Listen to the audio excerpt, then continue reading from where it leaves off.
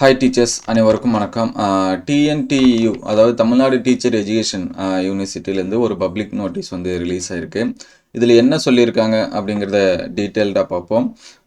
பார்வையில் குறிப்பிட்டப்பட்டுள்ளவாறு தேசிய ஆசிரியர் குழுமத்தால் கடந்த 12/9/2025 அன்று பொது அறிவிப்பு வெளியிடப்பட்டுள்ளது.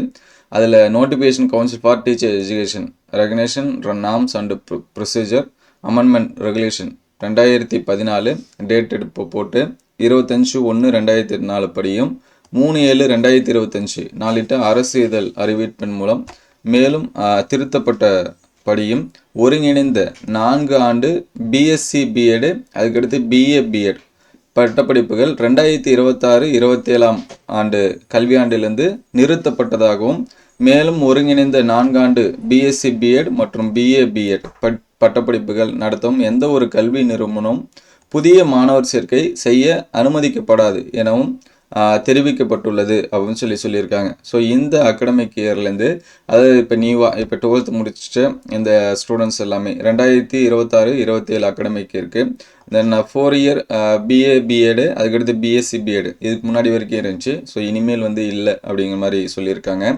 மேற்குறிப்பிட்டுள்ள தேசிய ஆசிரியர் கல்விக் குழுமம் 12/9/2025 அன்று புதிய அறிவிப்பின்படி தமிழ்நாடு ஆசிரியர் கல்வியியல் பல்கலைக்கழகத்துடன் இணைவு பெற்று இயங்கும் கல்வியியல் கல்லூரிகள் நடத்தப்படும் ஒருங்கிணைந்த 4 ஆண்டு பிஎஸ்சி பிஎட் மற்றும் பிஏ பிஎட் பட்டப்படிப்புகளில் 2026-27 கல்வியாண்டு முதல் மாணவர் சேர்க்கை செய்ய வழிவகை இல்லை அப்படின்னு சொல்லியிருக்காங்க.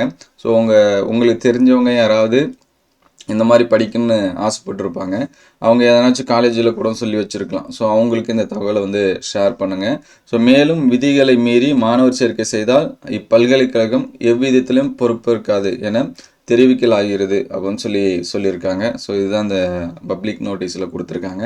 ஸோ இந்த அகடமிக் இயர்லேருந்து இந்த 4 இயர் கோர்சஸ் வந்து இல்லை. நம்ம இண்டிவிஜுவலாக வேணால் தனியாக படிச்சுக்கலாம். சரிங்களா, ஒரு டிகிரி படிச்சுட்டு அதுக்கடுத்து பிஎட் வந்து என்ன பண்ணிக்கலாம்னா படிச்சுக்கலாம். ஸோ அதுதான் இதில் சொல்லியிருக்காங்க. ஸோ இந்த அகடமிக் இயர்லேருந்து அந்த 4 இயர் கோர்சஸ் வந்து அட்மிஷன் வந்து இல்லை அப்படிங்கிற மாதிரி அப்டேட் கொடுத்துருக்காங்க.